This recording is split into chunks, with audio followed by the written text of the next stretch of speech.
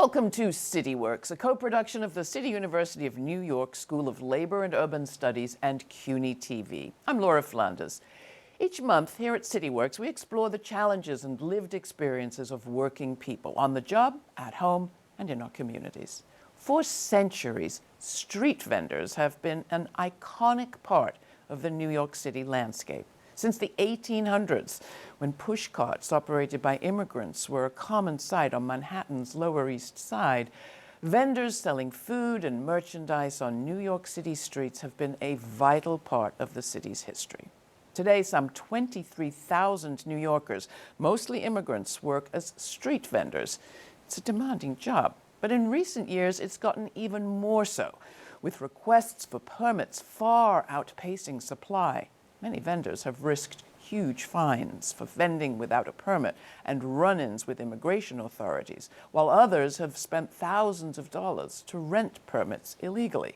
All of which is why New York City street vendors and their supporters are celebrating an historic package of bills that were passed in January by the City Council that will at long last expand the caps on permits and licenses by a lot, tens of thousands in fact. Bills will also speed up the licensing process for vendors and provide avenues for their education and training. To help us unwrap this remarkable new development that's set to impact the lives of the city's street vendors and to discuss the many challenges that still remain, we are joined by one of the lead sponsors of this landmark package of bills, New York City Council member Amanda Farías. She represents District 18 in the Bronx. Also joining us is Carina Kaufman-Gutierrez, Deputy Director of the Street Vendor Project, which has for many years pushed and advocated for the passage of these street vendor bills.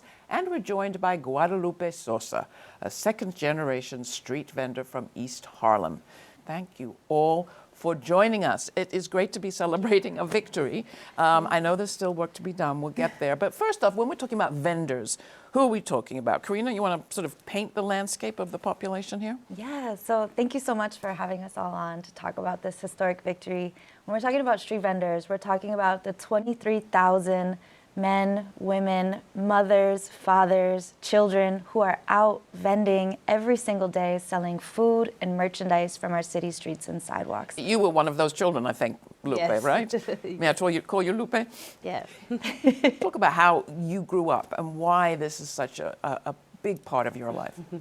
How I grew up. I grew up under a street vending cart summer days and on special holidays. And always having to learn how to cross the street by yourself and walk around to make sure that everything's fine, that police is not around. I remember they used to have the Cinco de Mayo festival at the Street Vendor Project, and I remember they would have artists and stuff like that, and I would love going with my mom, and I would always like hearing the interpretation because I would be like, Mom, they didn't say that right. And then my mom going to all community board meetings and all of that, that's how I became very active. And when my mom stopped, she was like, I'm tired of it already, it's too much, but I know there's a long fight. And then when COVID came, and I saw that a lot of people were needing help and stuff, that's when I started getting more active. And ever since then, we receive phone calls at any time of the day, and I'm always very open to help out because I know how much my mom needed the help when there was no help. And these are people providing affordable meals, affordable products for a city that's increasingly expensive. You've taken this issue on since your very first session, in your very first term in office. Why? Why did you take this up, and how did it come to you? Well, I think, too, from its inception, when we have all the tourism that comes into the city, right? Everyone wants the iconic hot dog or pretzel or New York City, merchandise, and that comes strictly most of the time from walking through our corridors and going to actually perform any interaction with our street vendors. Those are the people that are in our streets, working for our communities throughout all types of weather and holidays to give back to the communities that we want to be thriving. And I think coming into the city council, understanding the core issues that we want to that are facing our communities that we want to tackle together, vending was one that came up both as a priority for myself, but also Councilmember Carina Sanchez, who is another lead sponsor of the bill package, along with a host of other members that are trying to look at the issues facing our communities and how to solve them with real policy that can change the dynamic of both our streets, the dynamic for our small businesses, for our street vendors by getting them licensed, and so on. And so coming into our first session, we knew we had to work together to tackle this issue with Street Vendor Project and make it a priority. And since then, it has been. Now, the council member talked about carrying this through the council. We'll talk more about what that took.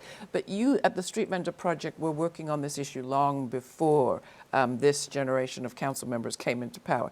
How did you define the issues and the problems that you wanted legislation to address? Yeah, so the Street Vendor Project, we're a membership-based organization that functions like a union for street vendors. And our organization is led by leaders like Lupe and our leaders from across the 5 boroughs who come together and say, these are our top needs, right? So we practice democracy within our own organization, and the top needs were voted on by our members. Number 1 being licensing. Number 2 being access to services from a city agency to support businesses to grow. And a vote was taken. The top 4 needs were decided upon. And then from there, we are so lucky to have partners in council who said, we want to hear from street vendors. These are the smallest businesses in our neighborhoods. These are our community members. Let's work together to create change. Now, I live in a place where there are a lot of vendors, and I'm glad they're there. So it's hard to realize how few licenses actually get distributed every year. Talk about what the reality is in terms of licensing. Well, the reality is it takes a lot of years, even decades. As it's like you mentioned, second generation, just my mom. 6 months ago, she got called off the waiting list. When she applied, I was probably still in elementary school. So Wait a minute, she got called off the waiting list for a license. for a permit. 6 months ago. 6 months ago, from She's 2 been doing decades this for ago. years. So that just shows you how delayed the process has been and how backed up the system is. So when all of this pass, it's like, like it's a relief for a lot of people. It's a very hopeful thing because they're gonna see that it took time, but eventually I'm gonna get called. But now they're gonna see it took her 20 years, but now it's probably gonna take me either 5 or 10 after this laws came into action, and we fought for this because it wasn't just one person fight. It was hundreds and thousands of people who came to protests, came to meetings, spoke to people to get this passed. And people that operate without licenses are facing fines, increasing the cost of their doing business. But in these particular times, as we see fines or any kind of arrest record have potentially devastating effects for folks who are facing fear around immigration, deportation, detention.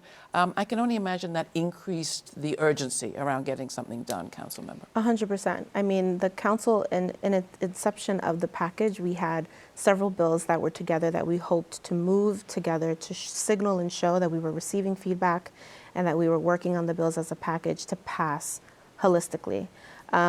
In exactly this moment, we all came together to say there are pieces of this bill package that have to be separate of. One of them was decriminalizing vending and moving that from the risk of deportation or the risk of involvement with federal agents and just keeping it as a misdemeanor with a fine. So our local precincts can keep managing some of the violations was a huge priority for us. And we actually pulled that bill out and expedited its passage in the council to make sure we were protecting both the safety of our vendors and our neighbors and our streets. And so, yeah, I think, in our response, the priority had to shift in that moment, but we continued on with pushing the rest of the package onward. Carina, tell us about the humps in the road here, one of which had to do with our former mayor, Adams. This legislation was all going pretty smoothly. We'll hear a bit more about what went into it. But then what happened? There was a veto involved. Yes. So council passed the bills with supermajority of support, which was very exciting just in the middle of December. And then on December 31st, right before the end of the year, Mayor Eric Adams, on his way out the door, decided to veto the legislation. Thankfully, though, the first priority of the council this year with the new session was to override that veto. And so now we can finally really exhale, know that this is law. These bills have now become law and are about to be implemented. Did not make for a great New Year's Eve, though. You know, I think in this work, there's so many ups and downs that we knew that this was a possibility coming in. That's why we've worked so hard to achieve a supermajority, right? You need 26 council members to pass a bill, but 34 to have a supermajority. And we fought and worked very closely with council members to have that from the initial vote. Yeah. And that 34 makes it veto proof. And I think that's like the core part of this. The work that we put in to make sure we had 34 yeses that would stay beyond whether or not we got a veto, like that was a part of our conversations with members. While it came on the 31st, we were prepared for something like that and knew leading into the new year, follow-ups were necessary, but we felt good about the support we had. Where did the resistance come from, and how did you overcome it? I think the resistance came from a lot of different places throughout the city. As you can imagine, New York City, every single neighborhood has different priorities, different issues facing them, different makeup. And vending equally is just a diverse bucket of what goes throughout our neighborhoods. And so, you know, we were hearing from management companies, we were hearing from business improvement districts, from merchant associations, on a varying degrees of issues. There are, you know, Manhattan is facing very different issues than what Queens or like Flushing in Queens looks like versus what Parkchester in my neighborhood in the Bronx looks like. And so really over the course of 3 years, we were meeting with a variety of folks from every sector, whether that was labor unions and some of the issues or advocacy organizations, and building the coalition larger amongst members and nonprofits, but also from development teams and management companies to hear what's happening on the ground and how do we incorporate that feedback into the bills to ensure that everyone has a stake in its passage. Do you, Lupe, on the street, do you hear criticism or receive negativity from local business people or shopkeepers? Yes, I feel like it's always been like a miscommunication with businesses and us street vendors, because it's like sometimes they always feel like we're like stealing their business, or like the little extra money they could have made, they didn't because we're like a block away or stuff like that. And it's not like that. I feel like it's more of we should unite, because at the end of the day, we're all businesses, right? And there's a lot that could be done in affiliation and collaborating with them. For example, when there's street fairs, but you don't know how to handle how to set up outside, but you have the opportunity to.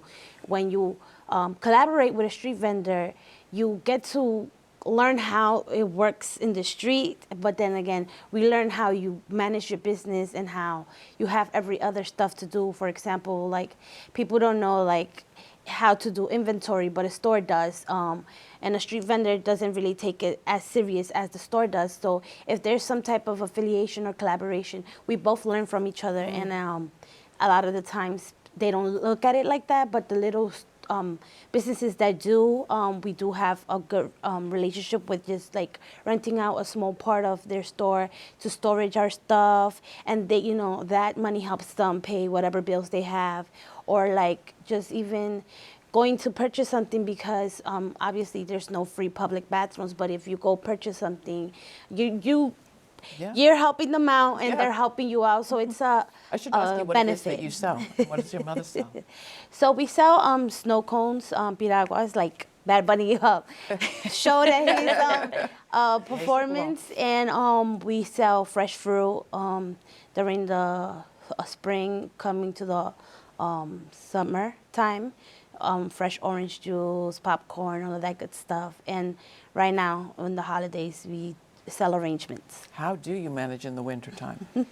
So we have to work overtime, like I was saying earlier, to, you know, try to make it past winter, because there's actually no benefits for us street vendors, but we have to put in the extra work to be able to be home during the times where the weather is not good for us. Addressing vendor vulnerability is another part of the legislative package. What will the package do to help vendors like Lupe who on the street facing the conditions that they do?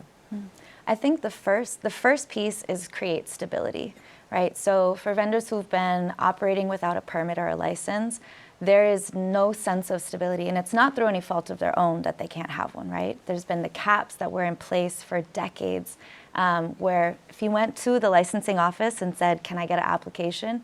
you would be told no.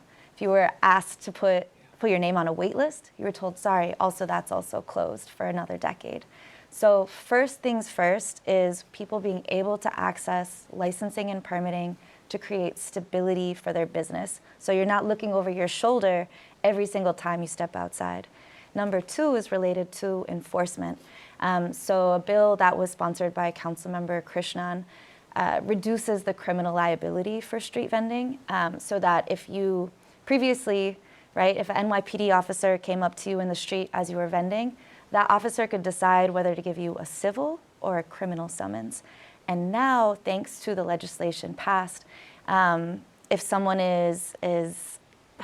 selling in a way that's not the right time, place, or manner, they can now only receive a civil summons for that. So these are really big steps that will keep street vendors out of criminal court, so that they can be treated just like any other small business. And keep the vendors that we depend on for so many of our needs these days on our streets where we need them and want them. We're going to come back. We're going to take a short break. You are watching CityWorks. Much more ahead.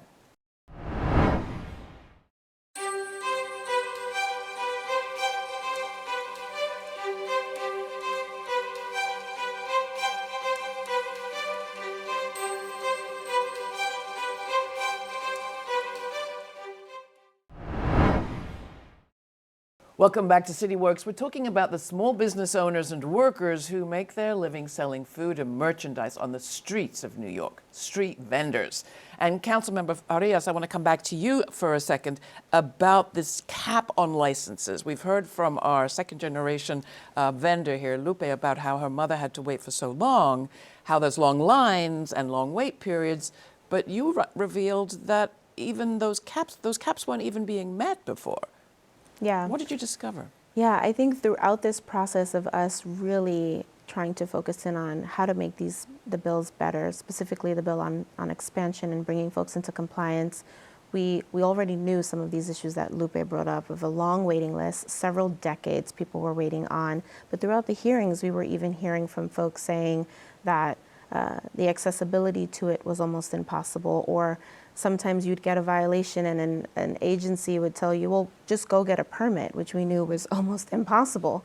And throughout that process of trying to make Intro 431 more viable and stronger to pass, we realized that the agency had tipped their hat and showcased to us that they were not even issuing the minimum licenses that they were supposed to annually. And there was no mandate on rolling over to a new application number if you didn't hear back from an applicant over a time period. And so that's where Intro 1251, the bill I primed, came into inception. We thought, well, how can we ensure that even when we get to the end goal that we have on licensure and permit expansion, we still make sure that the agencies do their mandated job of issuing the licenses, so we can reduce this to over 20,000 people waiting list to get the licenses out annually. And so through that process, we came up with a new bill that was partnered into the package, and we're able to pass it to make sure it's not just stuck at that cap every year. You and your family must have been unbelievably frustrated all these years. I mean, what was it like to be waiting that long to be getting a possibility of getting a license and getting the kind of stability? Well, it was always hope in the mail, but it was also the fear. Every day when you go out and sell and you know that you don't have a permit, it's like you have to start work before you even start working. Yeah. It's waking up extra 30 minutes to an hour early to go supervise the area you work in, just to make sure, okay, there's no law enforcement. Everyone that sells during this time is set up now. I feel comfortable enough to set up. And then that's how we started planning communication, media, communication, which would be like, shoot a video, shoot a message, a picture, to see where are they, or if they were seen or not. So that's how it's been all these years. So communication amongst the vendors to sort of tip each other off as to who's where in terms And of... even from borough to borough, with street vendor project having the WhatsApp chats from each like borough, and we would actually know where they were at. We would kind of calculate either, oh, they probably come tomorrow if they were this close, or like they're in another area, like let's call whoever we know in that area to try to, help each other out. And so frightening, particularly in this period with these Yes. ICE raids going on. All of this brings us to the question of enforcement. As you point out, you could have legal caps on how many licenses are supposed to be issued, and even they are not met. What makes you think, I don't know who to direct this to really, but let's come to you. Carina, what makes you think that these laws, this package of laws, will be implemented? Yes. Well, I think first off, we're excited that the new administration, the new mayoral administration, has been a big supporter of street vending from the get, right? Folks might remember the viral halalflation video where we partnered with some of our members to create that. And the first thing they said was, I can't believe a mayor's been inside of a halal cart. Like, that's never happened before. So we're excited to partner with the new administration, continue partnering with our leaders in city council to make sure that all of the agencies involved in street vending, DCWP, DSNY, DOHMH, you name it, SBS, all agencies have some sort of foothold in vending, are appropriately staffed so that they can issue the licenses accordingly and have enough services to help vendors, as they're getting their licenses, become in compliance with the law. So SBS is the Small Business Administration, Correct. basically. Yes. Do they have anybody in that administration who works with vendors, knows about the reality of life for vendors? Yes, so actually, one of the bills that was part of the package creates an Office of Street Vendor Services, because we, again, look at this holistically. It's not just about having access to licenses, it's what do you do with that now, right? How do you grow your business? How do you market your business? So these are, we wanted to see a city agency really take on supporting and investing in our city's smallest businesses. And then as an organization at the Street Vendor Project, we are committed to seeing street vendors actually get these licenses. Licensing has always been the core issue with street vending, where we haven't even been able to build beyond that. And so now thinking about how do we support people with loans and grants to purchase street carts? How do we electrify street vendor carts instead of gas-powered generators? The possibilities are endless now that we have this core issue being implemented. So, Council Member, you and your colleagues are not off the hook yet. Definitely not. What's ahead? Well, I think right now it's similarly, it's the implementation component. We have these bills that are now local laws, Local Law 53, 54, and 59. Those are now have to move into their next phase of working with each of the agencies and the administration on how they get implemented within the timelines that we've dictated in the bills. And then I think it's a huge education component that we have to roll out into communities.